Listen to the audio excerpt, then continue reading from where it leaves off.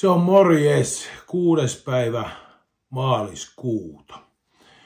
Nyt tulee vastauksia katsojakysymyksiä. Eli kun tein sen videon aikaisemmin, jossa pyysin, että jos on jollain jotain kysyttävää, niin vastailen. Niin siinä on tullut hyviä kysymyksiä, niin nyt käsitellään niitä ja yritän vastailla ja katsotaan, onko mun vastauksista mihinkään, miellyttääkö ne ihmisiä. No joo. Ensimmäinen kysymys. Ari Lahtonen on täällä kommentoinut. Tervehdys, olisin kiinnostunut VPC-liiton tuomaritoiminnasta. Onko mahdollisuutta päästä tuomarikoulutukseen? Olisin erittäin kiitollinen, jos tämä onnistuisi. Kiitos. Käypäs semmoisilla internetsivuilla kuin VPC Finland. Olikohan se vpcfinland.fi, mutta kuitenkin VPC Finland Googleen, niin sieltä päädyt sinne VPC-sivuille ja laitat sieltä niin kuin kyselyä eteenpäin. Mä en pysty siihen vaikuttaa siihen asiaan. Matikaisen Jukka nykyään pyörittää sitä VPC-touhua Suomessa. Me pyöritettiin sitä aikoinaan. Ja nyt se on Jukalla tuossa, kun Jukka niin jatkaa meidän kuntosalitoimintaa. Tuossa vanhaa kuntosalitoimintaa luovuttiin siitä, niin sama kaveri sit järjestelee kisoja ja pyörittää tätä VPC-touhuja Suomessa, niin sieltä sitten sinne yhteydenottoja, niin tämä asia selviää sitten sieltä, että onko mahdollista. Luulisin, että on, joo. Seuraava. David Koljat on täällä kyselee, että harkitsitko koskaan kilpailemista voimamieskisoissa? Kyllä, harkitsin ja muistaakseni oliko me 1 vai 2 ihan kokonaista kisaa. 1 ainakin Hämeenlinnassa kisasin ja huomasin, että silloin oli jo voimamiestouhu kehittynyt siihen suuntaan, että siinä olisi pitänyt olla nopea ja kelloa vastaan tehtiin juttuja, niin voimanosto oli aika kankea siihen touhuun, mutta kivennostossa olin kyllä ihan siinäkin aikaa vastaan, mutta kun viimeistä kiveä ei sitten muut saanut, niin mä sain, niin sitten mä olin sitten kurko siinä lajissa, mutta joo, me tehtiin siinä 90-luvun alkupuolella, 94 vuosi oli yksi merkittävin, kun reenattiin tosi paljon ton Riku Kirin kanssa porukassa tuolla Otaniemessä ja jonkun verran sitä Aleksimilla myöhemmin. Niin silloin mä valmistauduin, Etelä-Afrikassa oli voimanosto M-kisat ja Etelä-Afrikassa oli myöskin maailman vahvimieskisat, jonne Riku oli menossa. Niin silloin reenattiin aika paljon porukassa. Ja silloin käytiin myöskin, meillä oli siinä semmoisia manageri kokeilaita sitten, jotka yritti niin kuin meidän vähän niin kuin markkinoida eteenpäin. Ja käytiin yhdessä niin kuin Rikun kanssa tekemässä tämmöisiä niin kuin voimailunäytöksiä. Muissa Truckers-festivaalilla käytiin rekkaa vetämässä porukassa ja kaikkea tämmöistä hommaa. Että kyllä niin kuin se vahvamiestouhu oli siinä lähellä, mutta ei se sitten ollut semmoinen kun se isoin asia, mikä siinä niin kuin tavallaan niin kuin, mistä mä en tykännyt eikä sitä ajautunut siihen lajiin kunnolla, niin oli se, että siinä niin kuin lajit muuttui niin kuin koko aika. Joka kisassa vähän erilaista lajia, että mä niin kuin, se levytanko ja telineet tuolla voimanostolavalla, kun silloin kun se lava on hyvä ja tanko on aina samanlainen ja telineet on niin suurin piirtein samanlaisia, niin siinä on helppo niin kuin vie sitä hommaa eteenpäin ja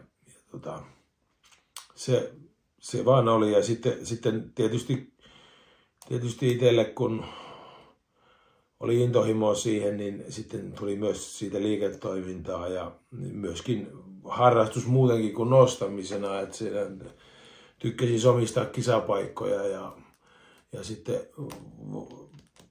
välineitä suunnitella ja kaikkia kisatelineitä ja muita. Siellä on paljon niin kuin nytkin markkinoilla olevaa, niin on siellä niitä ideoita, mitä mä oon sinne niin kuin aikoinaan toin esille niin kuin nostajan näkökannasta.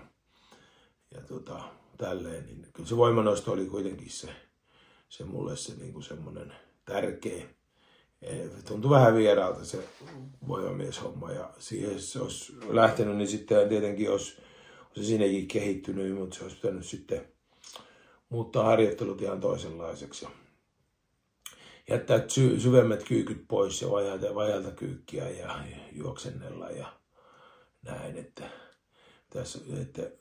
voimanostokyykky kuitenkin aika paljon jumittaa syvät kyykyt roppaa sillä tavalla, että se olet voimanostossa hyvä, mutta sitten muu on täysin juminen, että näin se vaan on. Joo, no mennäänpä seuraavaan. Tuomas Tukiainen kysyy, että miten voimailukulttuuri eroaa eri maissa. Ilmeisesti Venäjällä ja muutenkin Itäblokin maissa vahvoja miehiä katsotaan kuin kuninkaallisia.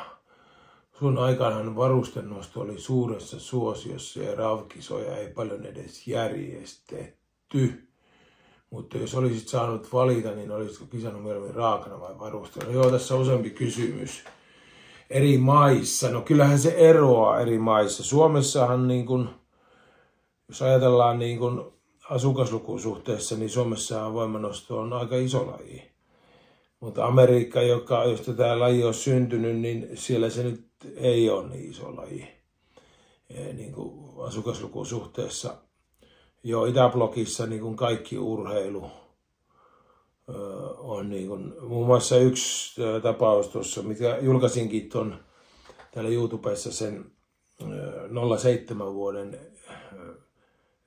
MM-kisa tai VPO-semifinaalikisan sieltä Tokliatista Venäjältä, missä nostin, niin siellähän muun muassa televisioon mua haastateltiin ja sieltä kysyttiin sitten semmoinen kysymys, missä niin vetti itsellä pohka, kun kysyttiin, että miltä tuntuu olla kansallissankari Suomessa.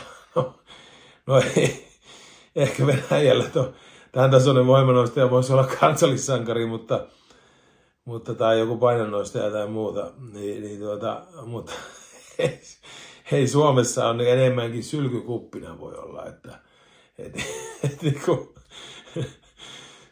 se oli kyllä joo, se kertoo aika paljon, että siellä arvostetaan niin urheilijoita, mutta joo, kyllä on aikamoisia eroja eri maissa, että ei siitä pääse mihinkään. Joo, sitten tämä toinen kysymys tässä. Sun aikana varustennosto oli suuressa suosiossa ja raavkisoja ei paljon edes järjestetty. No tähän on pakko sanoa, että nyt tämä uudet sukupolvet, mitä tässä on kasvanut, niin ei oikein tiedä, missä tämä laji on lähtöisin. Et ei ole niin mitään raavutouhua ollut, vaan se on tullut myöhemmin se raavutouhu. Ja niin kuin voimanostossa ihan alun perin on ollut nostopuvut ja polvin on saanut kääriä sitten tuet myös, tai tämmöiset siteet. Muistan silloin, kun itse aloittelin, niin joillakin vanhemmilla nostajilla oli ihan niitä ideaalisiteitä, mitä tuolta apteekista sai ostaa. Niitä ne veteli polviin ja nostopuku kyykyssä maastanostossa oli aika pitkälle, saattoi olla sama, tukeva todellakin, mutta yksikankainen tukeva puku. Penkissä oli pakollisena singlet, eli joku puku on pakollisena, mutta kyykyssä ja vedoissa, niin siellähän oli tukeva puku. Ja sitten oli siitä rannesiteitä ja polvisiteitä. No silloin kun mä aloitin, niin sitä ennenhän penkkipaita oli tullut jo, mutta se sitten kiellettiin. Eli silloin kun mä tulin voimanostoalan kilpaille, niin penkkipaita oli kielletty. Ja sitten myöhemmin se tuli sallituksi. Ja mähän vähän niin kuin kritisoinkin sitä penkkipaita-hommaa vastaan, kun en oikein tykännyt siitä. Mun mielestä olisi voinut jäädä pois edelleenkin. Niin mä silloin 93 EM-kisoista, mistä on tuossa video, ja 93 MM-kisoista, niin molemmissa nostin vielä, vaikka muilla oli penkkipaidat, niin mä en käyttänyt penkkipaitaa ollenkaan silloin. Ja Eikä mä nyt siis saanut mitään hyötyä. Kyllä mäkin tämmöistä kokeilin, mutta oli se niin inhottava kapistus, sitä en sitä halunnut. Eli voimanosto on alun perin ollut ihan alusta lähtien niin kuin jonkun tason varustelaji. Että RAV-homma, niin nämä on tullut sitten myöhemmin,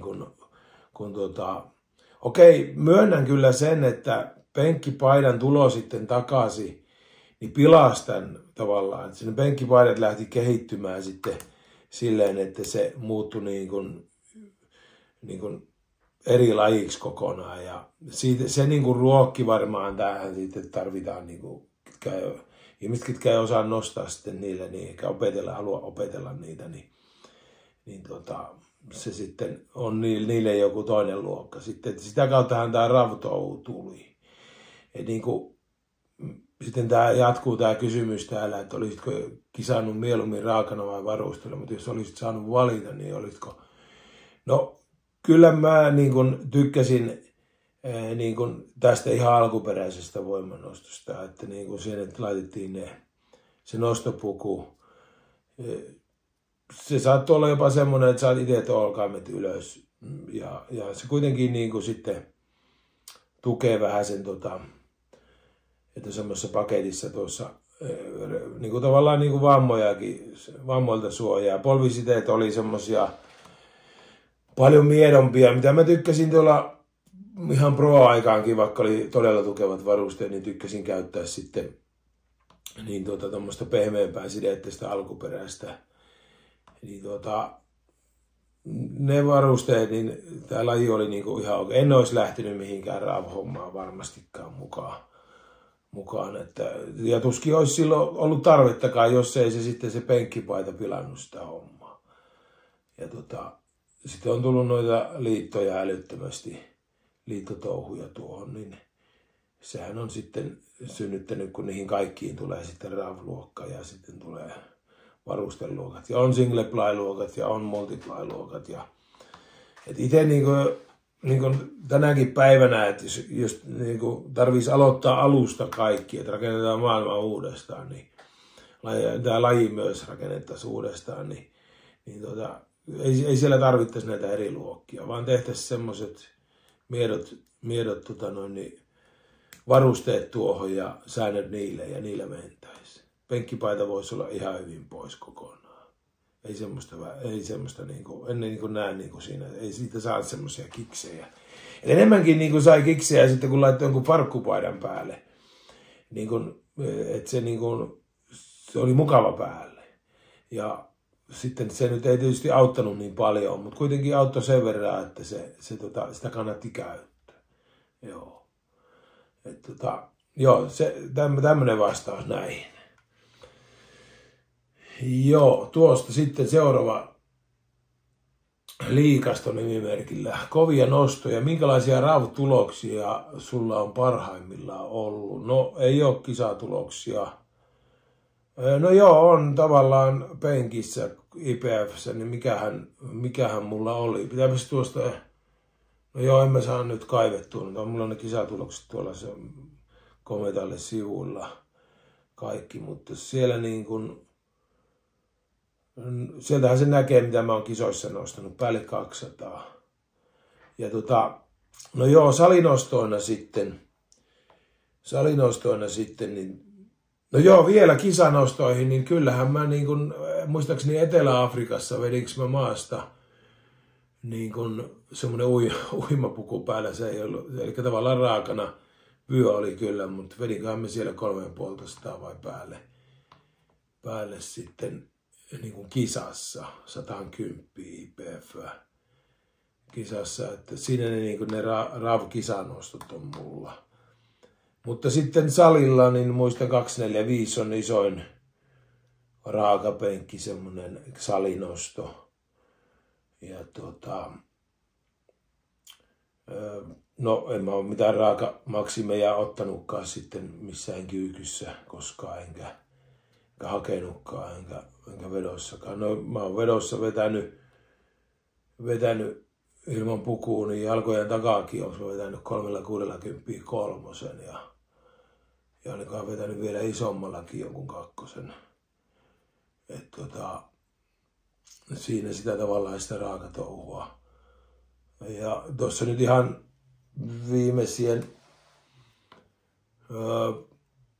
muutaman vuoden aikana niin kyykkäilyt tuossa pakittamalla pelkän vyön kanssa niin reilu 300 parhaimmillaan.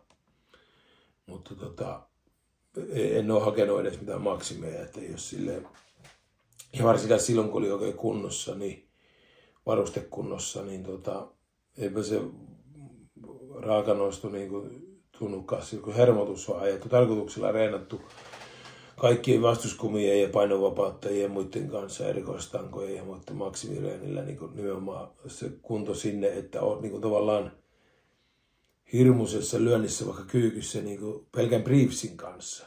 Että se briefsi jo muuttaa niin paljon, että se on niin yksikankainen briefsi vaikka, niin sillä pystyy jo box-kyykystä ottamaan paljon enemmän kuin ilman sitä.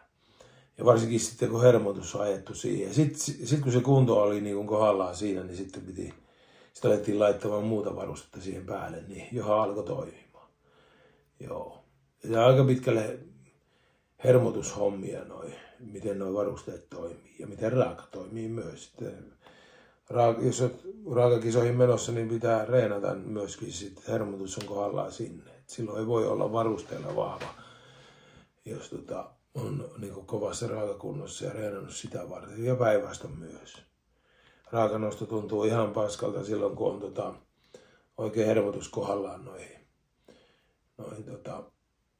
varustenostoihin. Joo.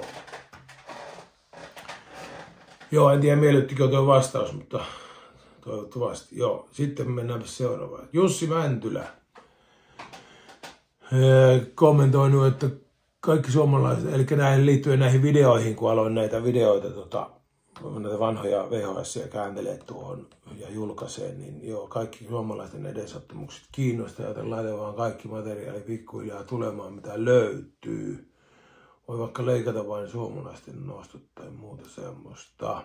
Sitten on kysymys sinulle. Kiinnostaa tietää, kuinka monta kertaa treenasit viikossa aktiiviaikoina. Mikä, joo, tuosta.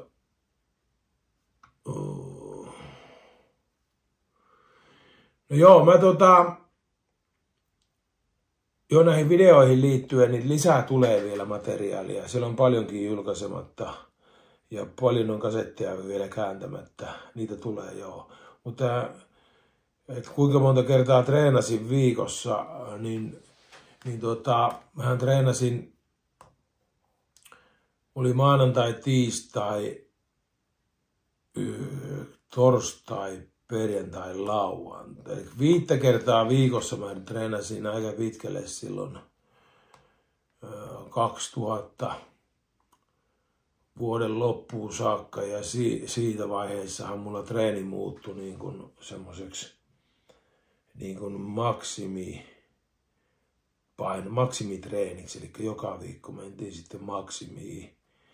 Ja sitten oli nopeusvommareenit samalla viikolla. Niin sitten se muuttui aika radikaalisesti se reenaaminen, mutta sitä ennen reenasin jontasin niin 5 kertaa viikossa sitä perinteistä nousua aina kisojen jälkeen lähdettiin niin kuin sarjoja tekemään ja sitten sarjoja lyhennettiin ja viimeiset 5 viikkoa niin mentiin 90% yli sitten ja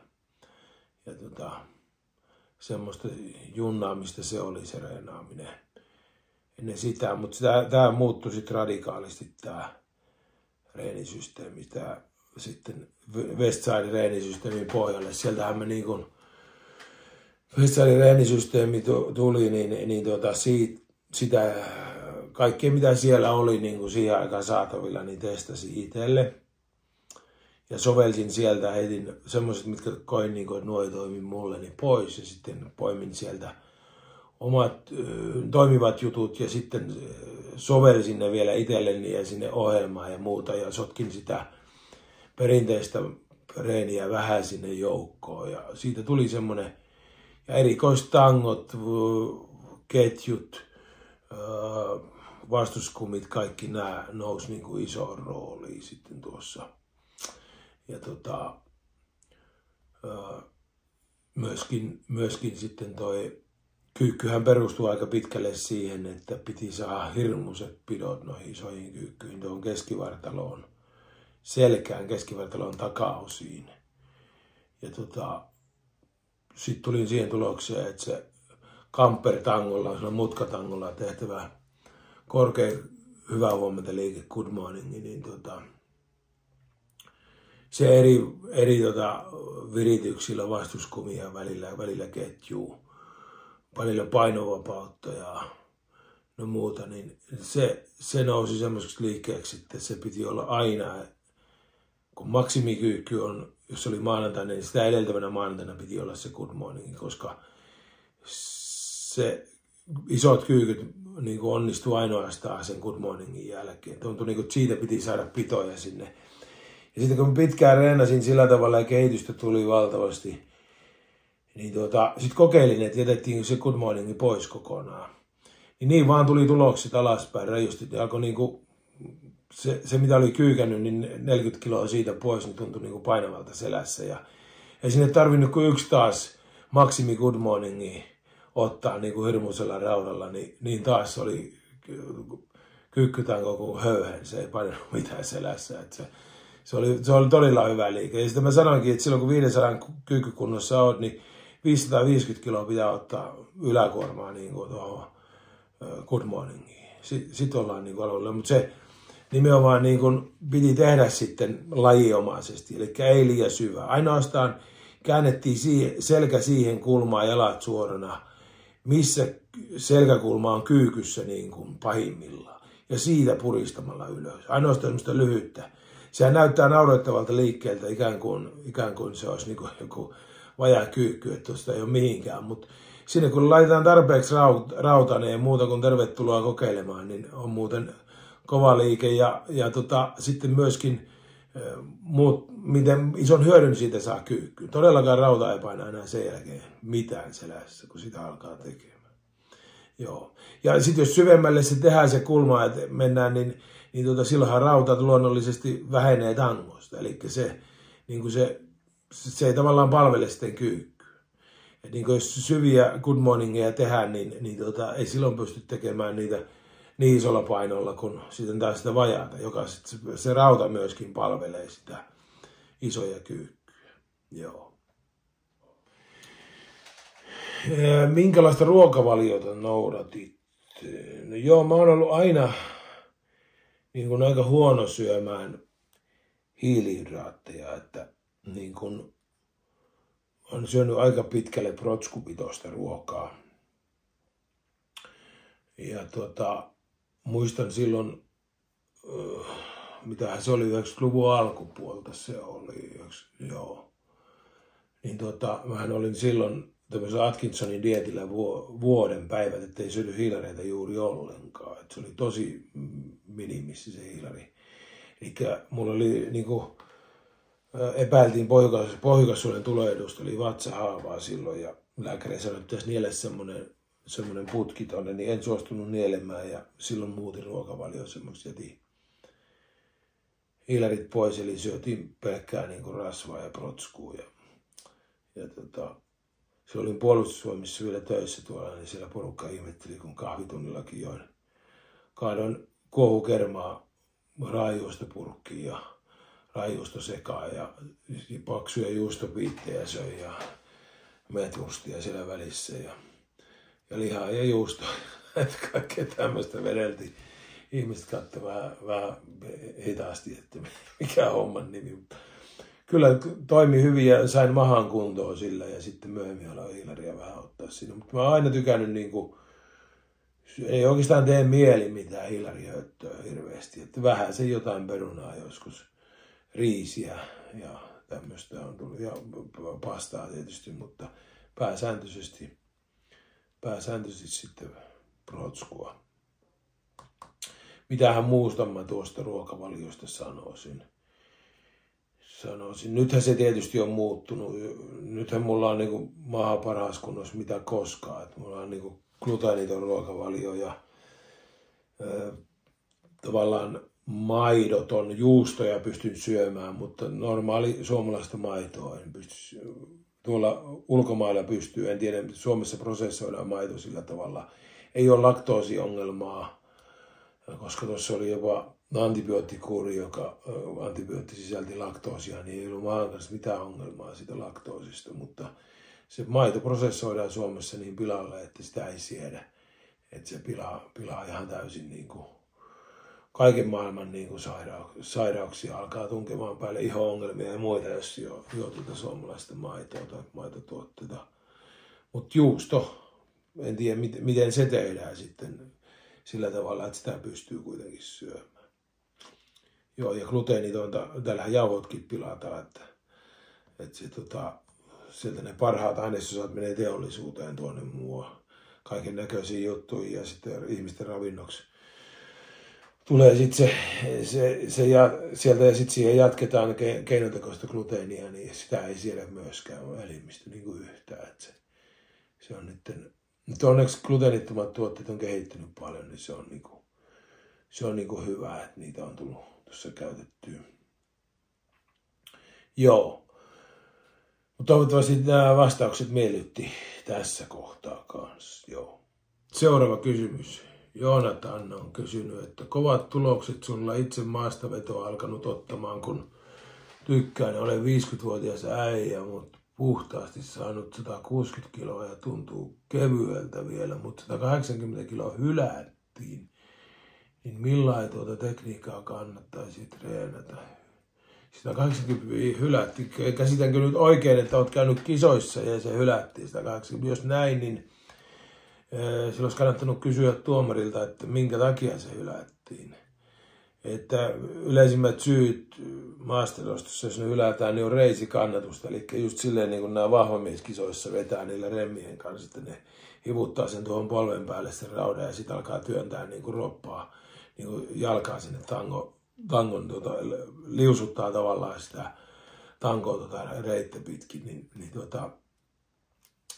tai jalkaa työntää sinne tangon alle tavallaan. Niin siitä tulee hylsy.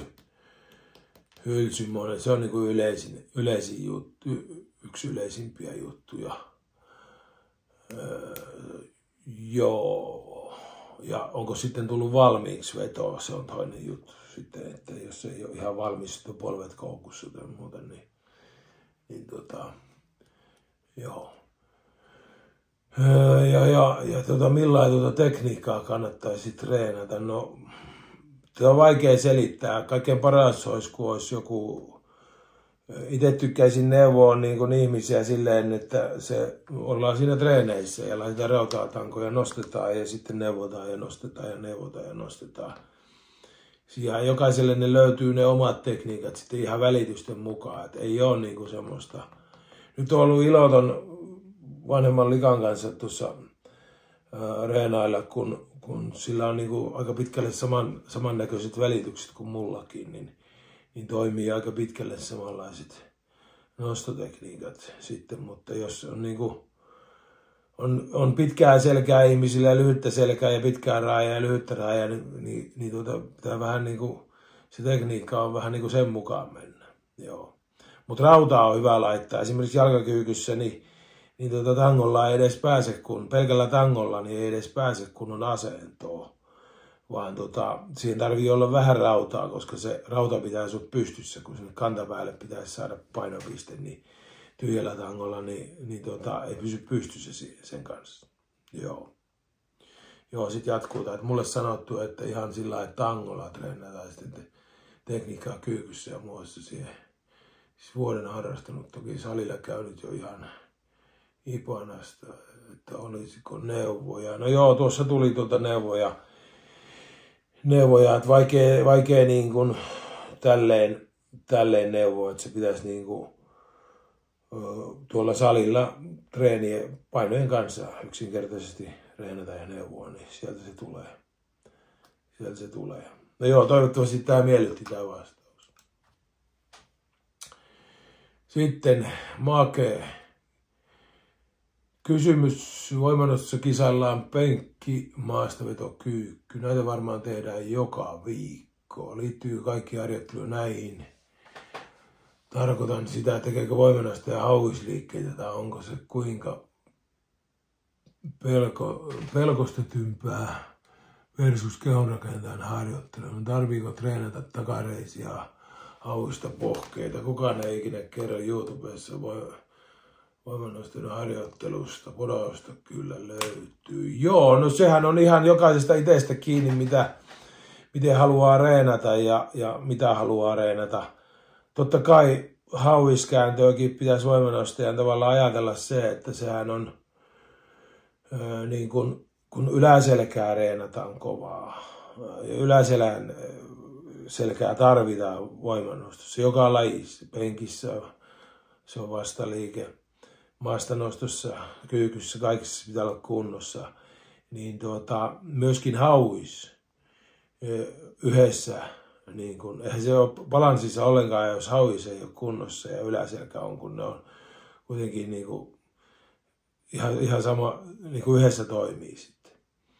Ja niin kuin penkissäkin alaslasku jarrutetaan selällä ja hauiksella.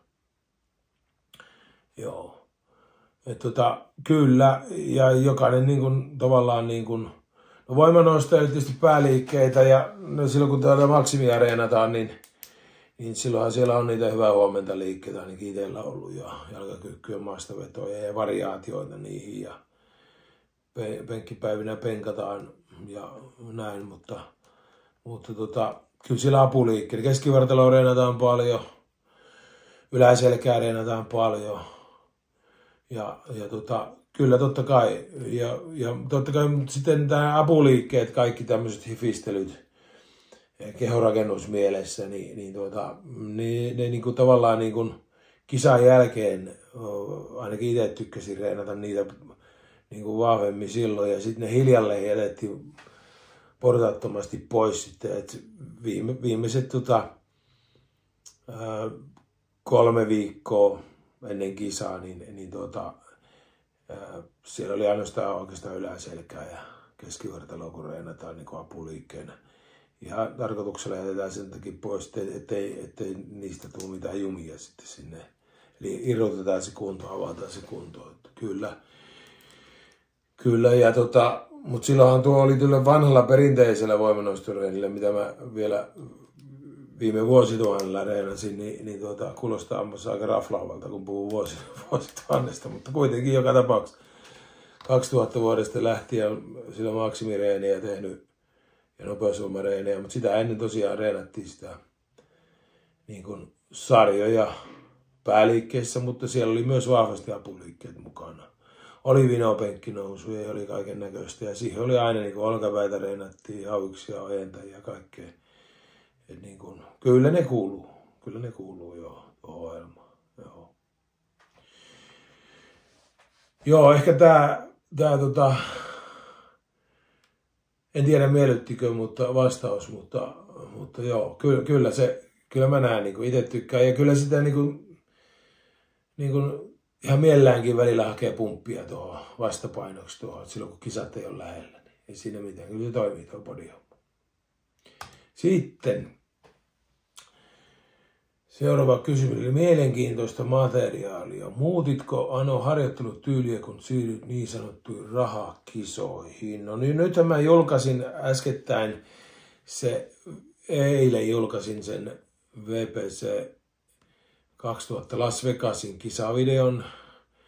Ja siihen kisaanhan mä nousin perinteisellä systeemillä. Ja sitten sen jälkeen, heti sen kisan jälkeen muuttui. Eli alkoi Westsidin reenisysteemi. Tuli vastuskumit, ketjut, maksimireenit joka viikko. Loppuviikosta nopeusvoimareenit. Se muuttui totaalisesti silloin. Tavallaan niin kuin tämä Las Vegasin kisahan oli ensimmäinen rahakisa. Sillä mä voitin ensimmäiset rahapalkinnot. Eli siihen kisaan vielä reenasin perinteisellä. Mutta sitten muuttui tämä reenaaminen ja sitten mentiin myöskin tuo kisan kauttahan mä sain kutsuja sitten sinne VPO-semifinaaleihin, mitkä voitin ja sieltä Arnuklassikkiin monen vuoteen ja kaikki ne oli rahakisoja, että niin kun sinne reenasin näillä Westside-reenisysteemillä kyllä, että muuttui kyllä se, joo. Mutta joo, tämä mistä mainitsin, tämä Las Vegasin kisa, niin samana vuonnahan mä sitten oli EM-kisat Itävallassa ja siellä tässä on kuvamateriaalia Itävallan TV:stä, eli siellähän mä kyykkäsin sitten mitä siellä oli, 4.12,5 ja sitten tuossa sitten Las Vegasissa samana vuonna vuoden lopulla kyykkäsin sitten 4.15, eli vähän paransin 2,5 kilolla sitä kyykkytulosta. Siellä nostin, meillä ei ollut vielä kyykkypukuja, briefsejä tehtiin kyllä, mutta kyykkypukuja ei ollut. Titanin puvulla nostin molemmissa kisoissa vielä silloin. Sitten meille alkoi tulemaan kyykkypuku. Vetopukuja jo tehtiin. Itse vedin vielä tuolla, vaikka siinä oli metallin logo, niin maratonin puvulla. Oli hyvä kaava siihen. Tuo oli fiksattu mulle toi maratoni sopivaksi, toimii hyvin, mutta meillä ei vielä se polyesterikangas ollut sitten niin kuin mulle mieleinen, että ei ottanut vielä sitä omaa pukua käyttöön. Sitten tuli myöhemmin, saatiin se kovempi kangas siihen, niin sitten se alkoi toimimaan. Eli saman kaavan puku, mutta kun oli eri kangas, niin se ei ollut niin hyvä. Ja suodatin kankaastahan tuo alun perin lähti, että semmoinen historia tuolla alkuperäisellä polyesterillä, mikä meille tuli, niin oli, että tuossa emännellä oli ompelimo ja yksi ilmastointifirma halusi tulla niin kuin teettää meille niitä ilmastointilaitteiden päälle semmoisia suodattimia isoja piti ommella ja ne toimitti materiaalin kankaan meille ja sitten kun vaimo alkoi niitä ompelee tekemään sen tilauksen, niin pisteltiin sitä kangasta ja todettiin, että tähän voisi olla kova varusteena tämä kangas. Ja niin se oli. Siitä se lähti se kehitystyö ja sitten lähdettiin sitä jalostamaan sitten pitemmälle sitä. Mutta se ensimmäinen kangas oli suodatin kangas. Joo, mikä oli vielä semmoista kellertävää luonnonvalkoista, mutta sitten se alettiin värjäämään mustaksi. Joo. Mutta joo, käykäähän katsomassa tuo eilinen video ja sinne on tullut sitten viime videon jälkeen, niin latasin niitä 93 vuoden 93 vuoden MM-kisoista niitä suomalaisten nostoja eri sarjoja. Vielä on tulossa lisääkin siellä raskaamman pään nostoja, niin käykää katsoa niitä ja tilatkaa tämä kanava ja ei muuta kuin pysykää kanavalla, niin tulee lisää materiaalia ja laittakahan tähän alle taas ja noihin videoihin kysymyksiä ja jos tulee jotain taas mieleen, niin mä taas vastailen. Ei muuta kuin palataan seuraavalla videolla. Morjes. Den Down. 412 Kilogramm für Arno Turteinen. Und das geht in Ordnung. Wenn ich die Sache so richtig beurteilen kann, dann